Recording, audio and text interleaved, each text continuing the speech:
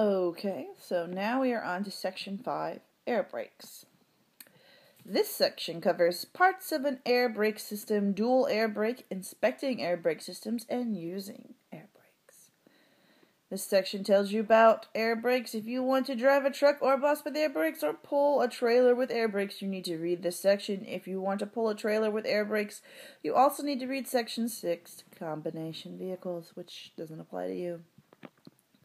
Air brakes use compressed air to make the brakes work. Air brakes are a good and safe way of stopping large and heavy vehicles, but the brakes must be well maintained and used properly.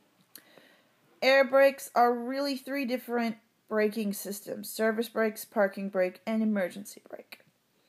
The service brake applies and releases the brakes when you use the brake pedal during normal driving. The parking brake system applies and releases parking brakes when you use the parking brake control. This is very complicated. The emergency brake system uses parts of the service and parking brake systems to stop the vehicle in a brake system failure. The parts of these systems are discussed in greater detail below. And first, we're going to talk about the parts of an air brake system. There are many parts of an air brake system. You should know about the parts discussed. Like the air compressor. The air compressor pumps air into the air storage tanks, reservoirs.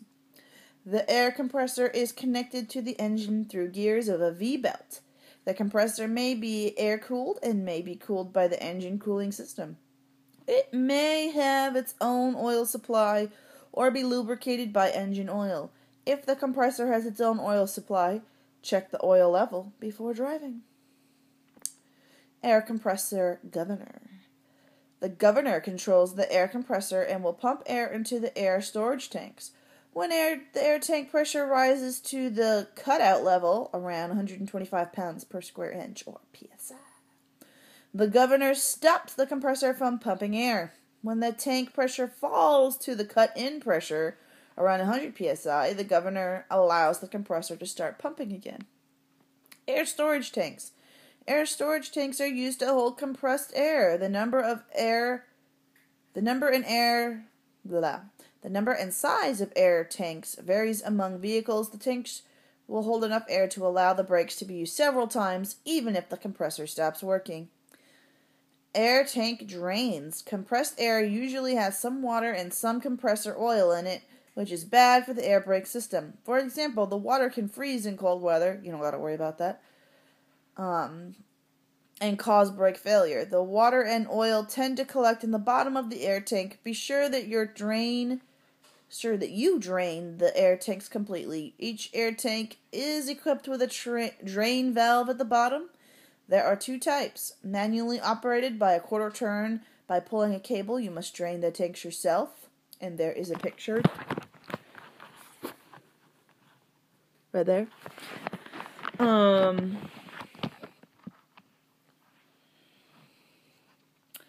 Automatic. The water and oil are automatically expelled. These tanks may be equipped for manual driving as well. Automatic air tanks are available with electric heating devices. These help prevent freezing of automatic drain in cold weather. Alcohol evaporator. Some air brake systems have an alcohol evaporator to put alcohol into the air system. This helps reduce the risk of ice in an air brake valve and other parts during cold weather. Ice inside the system can make the brake stop working. Check the alcohol container and fill it up as necessary every day during cold weather. Daily air tank drainage is still needed to get rid of water and oil, unless you have an automatic drain, which, if I had to guess, this does. Safety valve. A safety relief valve is installed in the first tank of the air compressor. Pumps air to. A safety relief valve is installed in the first tank the air compressor pumps to. There, now that makes more sense in my head. The safety valve protects the tank and the rest of the system from too much pressure. The valve is usually set to open at 150 psi. If the safety valve releases air, something is wrong. Have the fault fixed by a mechanic. Brake pedal. You put on the brakes by pushing down the brake pedal. It is also called the foot valve or treadle valve. Treadle valve, I don't know. Pushing the pedal down harder applies more air pressure. Letting up on the brake pedal reduces the air pressure and releases the brakes. Releasing the brakes lets some compressed air go out of the system, so the air pressure in the tanks is reduced. It must be made up by the air compressor. Pressing and releasing the pedal unnecessarily can let air out faster than the compressor can replace it. If the pressure gets too low, the brakes won't work. Foundation brakes. Foundation brakes are used at each wheel. The most common type is an S-cam drum brake. The parts of the brake are discussed below. Brake drum shoes and linings. Brake drums are located on each of the ends of the vehicle's axis. The wheels are bolted to the drums. The braking mechanism is inside the drum. To stop, the brake shoes and linings are pushed against the inside of the drum. This causes friction car, which slows the vehicle and creates heat. The heat a drum can take without damage depends on how hard and how long the brakes are used. Too much heat can make the brakes stop working. S-cam brakes. When you push the brake pedal, air is let out into each brake chamber. Air pressure pushes the rod out, moving the slack adjuster, thus twisting the brake camshaft. This turns the S-cam, so called because it happens to be shaped like the letter S. The S-cam forces the brake shoes away from another and presses them against the inside of the brake drum. When you release the brake pedal, the S-cam rotates back and a spring pulls the brake shoes away from the drum, letting the wheels roll freely again. And then they have a lovely picture for you. Right there. It's probably easier to see if you're actually in the actual article. Which I do, again, highly suggest you just follow along with it open as I read it out loud. Wedge brakes. In this type of brake, the brake chamber push rod pushes a wedge directly between the ends of two brake shoes. This shoves them apart and against the inside of a brake drum. Wedge brakes may have a single brake chamber or two brake chambers pushing wedges in at both ends of the brake shoes. Wedge-type brakes may be self-adjusting or may require manual adjustment. Disc brakes. In an air-operated disc brakes, air pressure acts on a brake chamber and slack adjuster like an S-cam brake. But instead of the S-cam, a power screw is used. The pressure of the brake chamber on the slack adjuster turns the power screw. The power screw clamps the disc or router between the brake lining pads of the caliper, similar to a large C-clamp. Wedge brakes and disc brakes are less common than S-cam brakes. Supply pressure gauges. All vehicles with air brakes have pressure gauge connection to their air tank. If the vehicle has a dual air brake system, there will be a gauge for each half of the system, or a single gauge with two needles. Dual systems will be discussed later. These gauges tell you how much pressure is in the air tanks.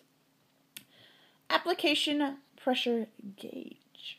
This gauge shows how much air pressure you are applying to the brakes. This gauge is not on all vehicles. Increasing application pressure to hold the same speed means the brakes are fading. You should slow down and use a lower gear. The need for increased pressure can also be caused by brakes out of adjustment, air leaks, or mechanical problems. Low air pressure warning. Low air pressure warning signal is required on vehicles with air brakes. A warning signal you can see must come on before the air pressure in the tanks falls below 60 psi, or 1/2 of the compressor governor cutout pressure on older vehicles. The warning is usually a red light. A buzzer may also come on. Another type of warning is the wigwag. This device drops a mechanical arm into your view when the pressure in the system drops below 60 psi. An automatic wigwag will rise out of your view when the pressure in the system goes above 60 psi. The manual reset type must be placed in an out-of-view position manually. It will not stay in place until the pressure in the system is above 60 psi. On large buses, it's common for the low pressure warning devices to signal at 80 to 85 psi. Stoplight switch. Drivers behind you must be warned when you put on your brakes. The air brake system does this with electrical switch that allows air pressure. The switch turns on the brake lights when you put on the air brakes. Front brake limiting value. Some older vehicles made before 1975, I don't think you're going to be driving any buses that old, have a front brake limiting valve and a control in the cab. The control is usually marked normal and slippery when you put the control in the slippery position. The limiting valve cuts the normal air pressure to the front brakes by half. Limiting valves were used to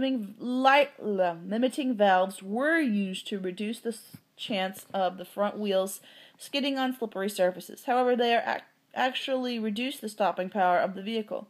Front wheels braking is good under all conditions.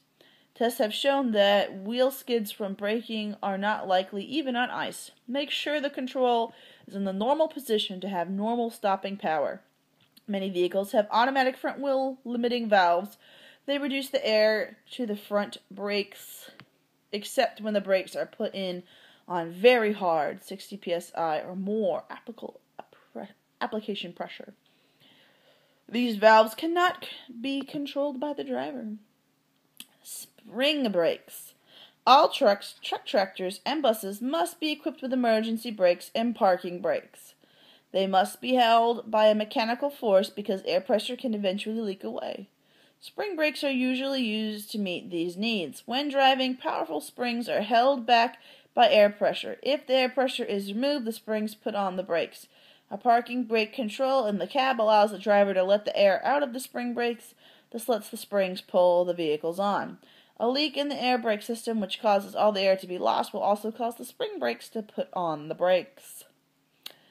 Tractor and straight truck spring brakes will come fully on when air pressure drops to a range of 20 to 45 psi, typically 20 to 30 psi.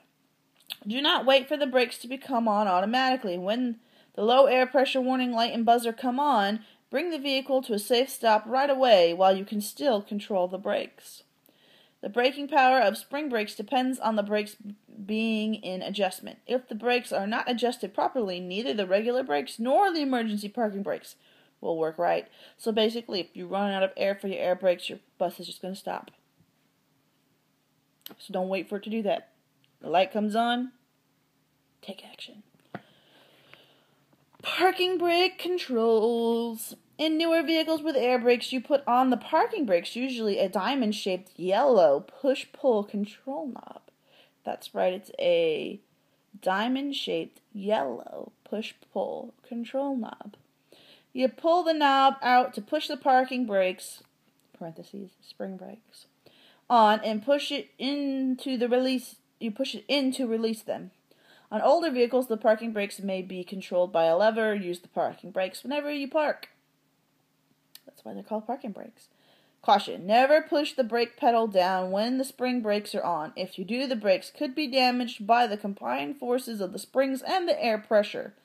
Many brake systems are designed so this will not happen, but not all systems are set up that way, and those that are may not always work. It is much better to develop the habit of not pushing the brake pedal down when the spring brakes are on. Modulating control valves. In some vehicles, a control handle on the dash may be used to apply the spring brakes gradually. This is called a modulating valve. It is spring-loaded, so you have a feel for the braking action. The more you move the control level, the harder the spring brake comes on. They will work this way so you can control the spring brakes if the service brakes fail. When parking a vehicle with modulating control valve, move the lever as far as it will go and hold it in place with the locking device. Dual parking control valves. When the main air pressure is lost, the spring brakes come on. Some vehicles, such as buses, have a separate air tank which can be used to release the spring brakes. This is so you can move the vehicle in an emergency. One of the valves is a push-pull type and is used to put the spring brakes on for parking. The other valve is a spring-loaded in the out position. When you push the control in, air from the separate air tank releases, and the spring brakes so you can move. When you release the button, the spring brake comes on again. There is only enough air in the separate tank to do this a few times. Therefore, plan on carefully moving. Otherwise, you may be stopped in a dangerous location when the separate air supply runs out. And then they have pictures of these different valves we've been discussing.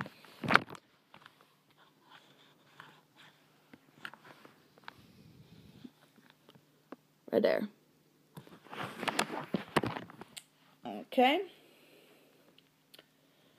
Anti-lock braking system. Truck tractors with air brakes built on or after March 1st, 1997 and other air brake vehicles built on or after March 1998 are required to be equipped with anti-lock brakes. Many commercial vehicles built before these dates have been voluntarily equipped with ABS. Check the certification label for the date of manufacture to determine if your vehicle is equipped with ABS. ABS is a computerized system that keeps your wheels from locking up during a hard brake application. Vehicles with ABS have yellow malfunction lamps to tell you if something isn't working. Tractors, trucks, and buses will have yellow ABS malfunction lamps on the instrument panel. Trailers will have yellow ABS malfunction lamps on the left side, either on the front or rear corner. Dollies manufactured on or after March 1st, 1998 are required to have a lamp on the left side. On newer vehicles, the malfunction lamp comes on a startup for a bulb check and then goes out quickly. On older systems, the lamp could stay on until you are driving over 5 miles per hour. If the lamp stays on after the bulb check or goes on once you are underway, you have lost ABS control at one or more wheels. In the case of towed units manufactured before it was required by the Department of Transportation, it may be difficult to tell if the unit is equipped with ABS. Look under the vehicle for the electronic control unit and wheel speed sensor wires coming out of the back of the brakes. ABS is an addition to your normal brakes. It does not decrease or increase your normal braking capability. ABS only activates when the wheels are about to lock up. ABS does not necessarily shorten your stopping distance, but it does help you keep the vehicle under control during hard braking. And then there's a really big picture about ABS.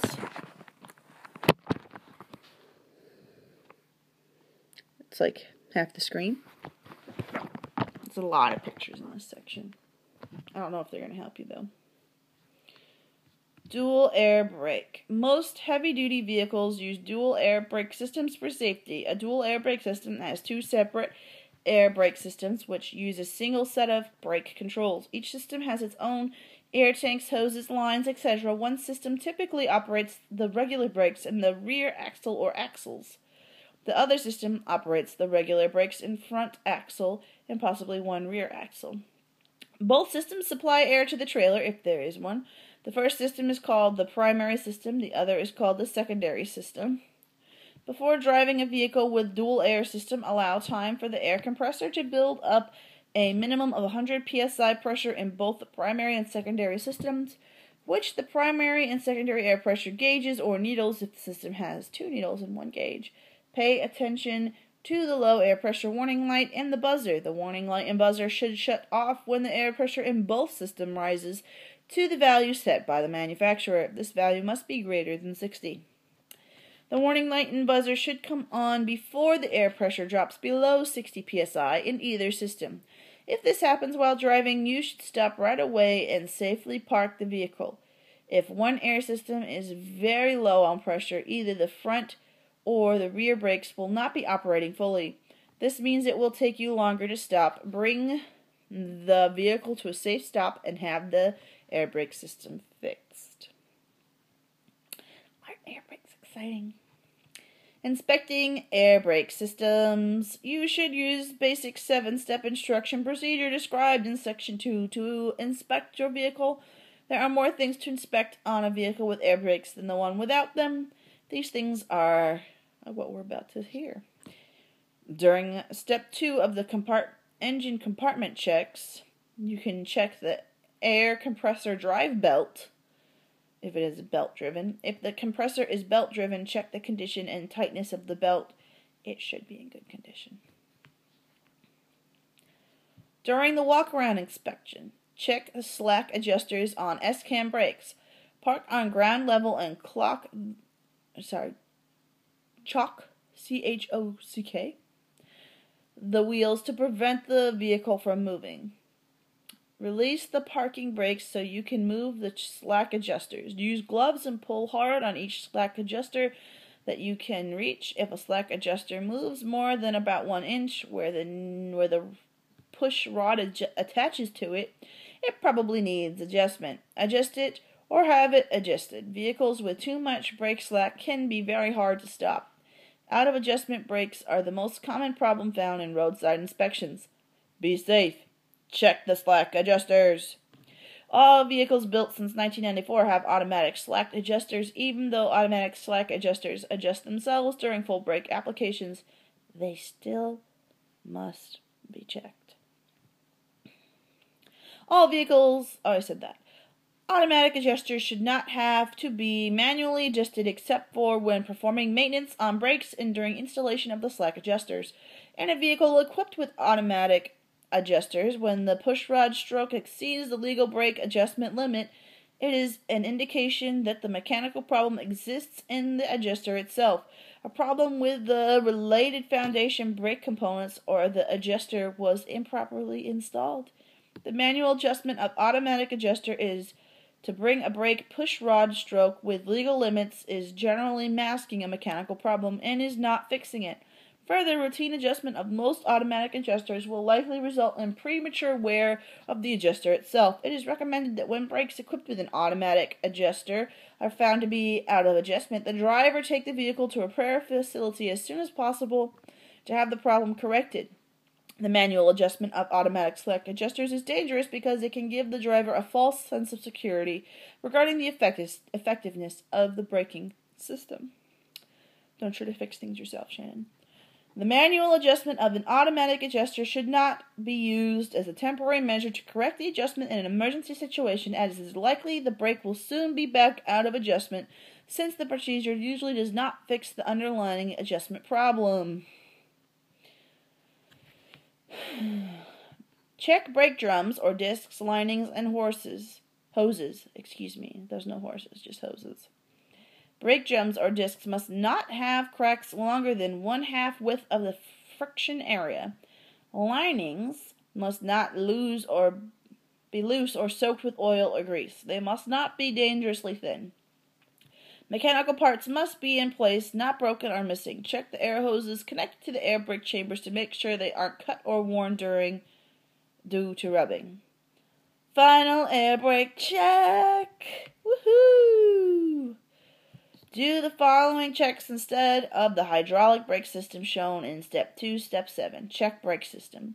Test low pressure warning signal. Shut the engine off when you have enough air pressure that the low pressure warning signal is not on. Turn the electrical power on and step on the off brake pedal to reduce the air tank pressure. The low air pressure warning signal must come on before the tank pressure drops to less than 60 psi in the air tank. If the warning signal doesn't work, you could lose the air pressure and you wouldn't know it. This could cause sudden emergency braking in a single circuit air system. In dual systems, the stopping distance will be increased. Only limited braking can be done before the spring brakes come on.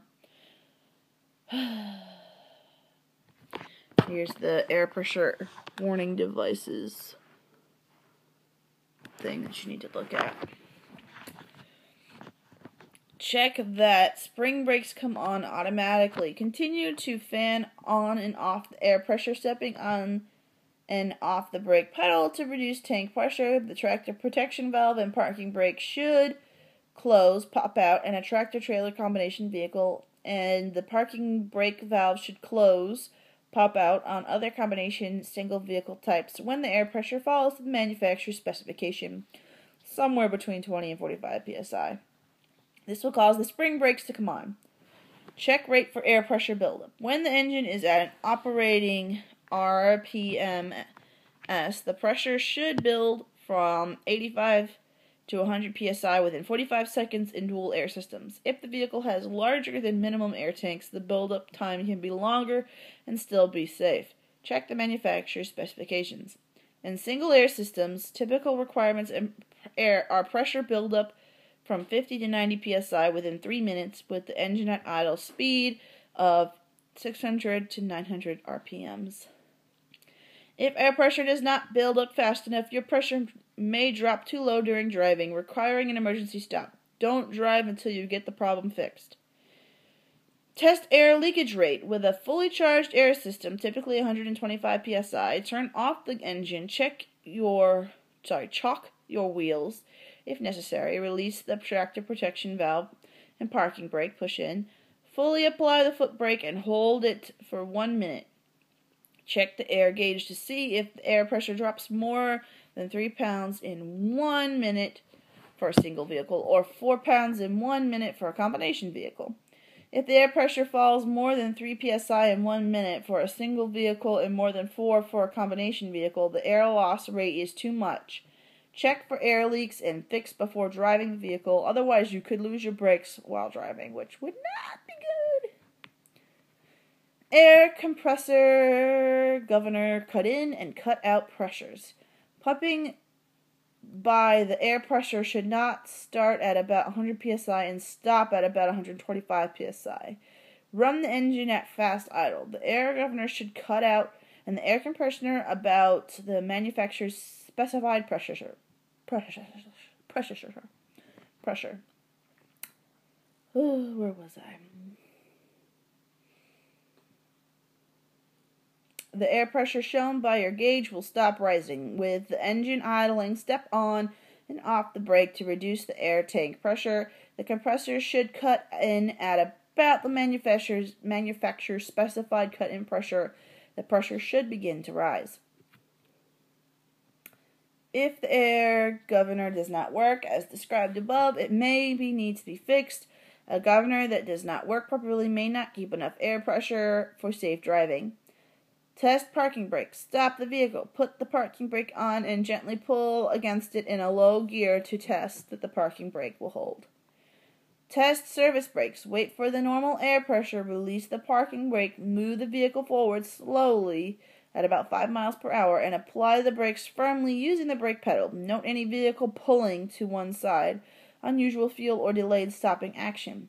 This test may show you problems which you otherwise wouldn't know about until you needed the brakes on the road. Jesus Christ, how long is this section? Okay, we're in the last part. Using air brakes. Push the brake pedal down. Control the pressure so the vehicle comes to a smooth, safe stop. If you have a manual transmission, don't push the clutch in until the engine RPM is down close to idle. When stopped, select a starting gear. Braking with analog brakes. When you brake hard on slippery surfaces in a vehicle without ABS, your wheels may lock up. When your steering wheels lock up, you lose steering control. When other wheels lock up, you may skid, jackknife, or even spin the vehicle. ABS helps you avoid wheel lockup. The computer senses impending lockup, reduces the braking pressure to a safe level, and you maintain control. You may not be able to stop faster with ABS, but you should be able to steer around an obstacle while braking and avoid skids caused by overbraking. Having ABS on the tractor, only the trailer, or even only on one axle still gives you more control over the vehicle during braking. Brake normally. When only the tractor has ABS, you should be able to maintain steering control and there is less chance of jackknifing, but to keep your eye on the trailer and let up on the brakes if you can safely do so if it begins to swing out. When only the trailer has ABS, the trailer is less likely to swing out, but if you lose steering control or start a tractor jackknife, let up on the brakes if you can safely do so until you gain control. When you drive a tractor-trailer combination with ABS, you should brake as you always have. In other words, use only the braking force necessary to stop safely and stay in control. Brake the same way regardless of whether you have ABS on the tractor-trailer or both. As you slow down, monitor your tractor and trailer and back off the brakes if it's safe to do so to stay in control. There is only one exception to this procedure. If you always drive a straight truck or a combination with working ABS on all axles in an emergency stop, you can fully stop the brakes. You can fully apply the brakes. Without ABS, you still have normal brake functions, drive, and brake as you always have. Remember, if your ABS malfunctions, you can still have regular brakes, drive normally, but get the system serviced soon. Emergency stops. If somebody suddenly pulls out in front of you, your natural response is to hit the brakes. This is a good response if there's enough distance to stop and you use the brakes correctly. You should brake in a way that will keep your vehicle in a straight line and allow you to turn if it becomes necessary. You can use the controlled braking method or the stab braking method. Controlled braking method, you apply the brakes as hard as you can without locking the wheels. Keep steering wheel movements very small while doing this. If you need to make a larger steering adjustment or if the wheels lock, release the brakes. Reapply the brakes as soon as you can. Stab braking is when you apply the brakes all the way. Release the brakes when the wheels lock up. As soon as the wheels start rolling, apply the brakes fully again. It can take up to 1 second for the wheels to start rolling after you release the brakes. If you reapply the brakes before the wheels start rolling, the vehicle won't straighten out. Stopping distance. Stopping distance was described in Section 2 under Speed and Stopping distance. With air brakes, there is an added delay. Brake lag. This is the time required for the brakes to work after the brake pedal is pushed. With hydraulic brakes used on cars and light-medium trucks, the brakes work instantly.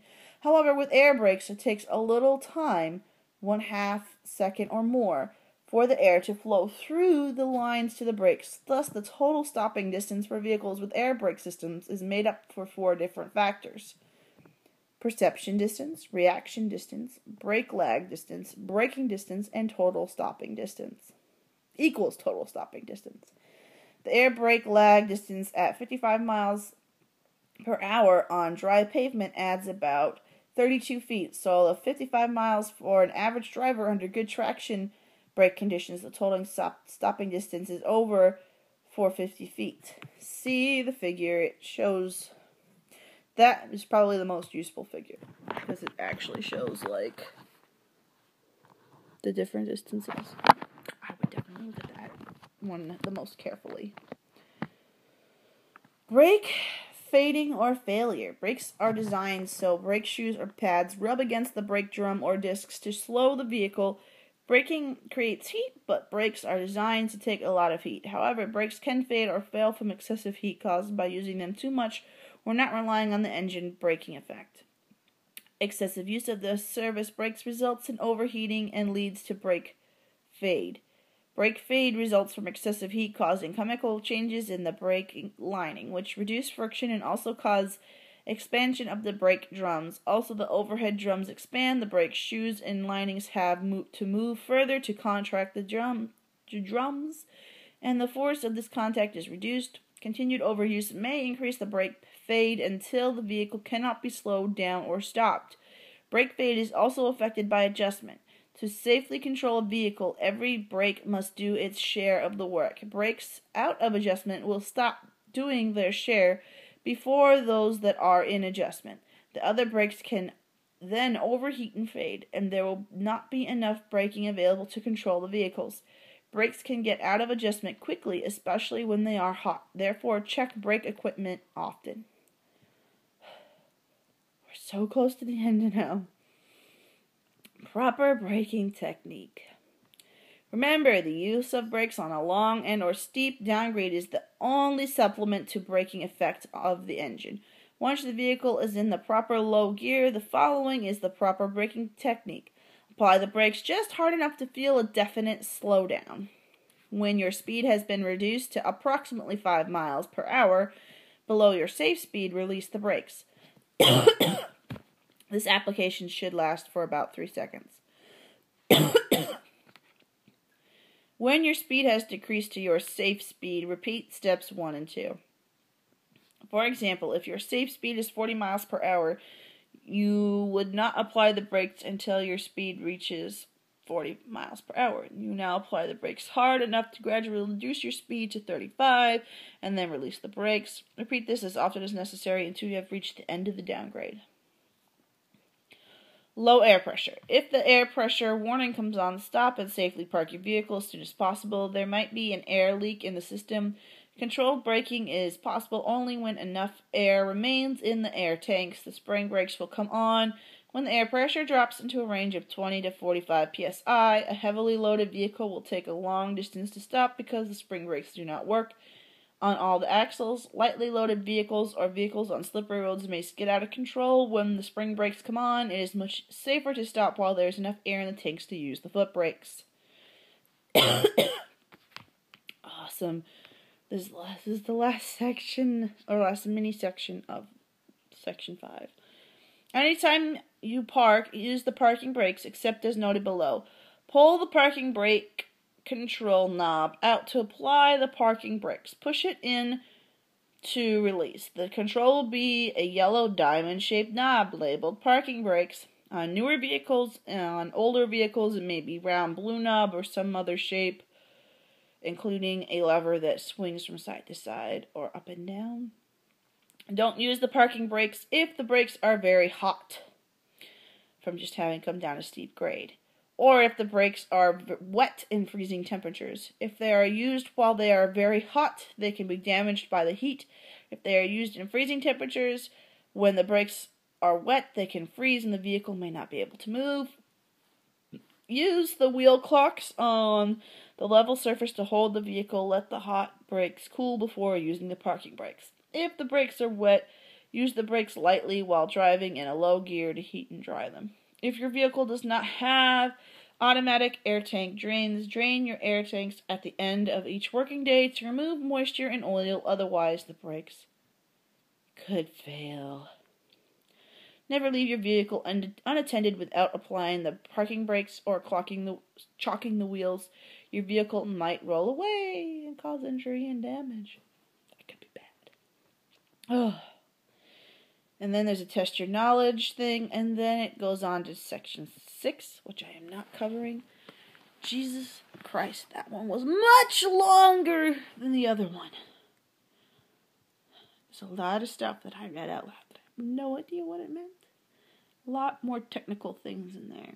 You might have to listen to it a couple times, and I definitely recommend reading through while I'm reading it out loud, just to make sure I didn't miss something or slur something or mess something up. I'm tired. That was like almost a 40-minute section. That is insane. And the cats are all gone. Maggie's sleeping because she's bored. Toph is gone, probably for her afternoon nap. She did try to eat my banana earlier, it was true. But yeah. Good luck. Study hard.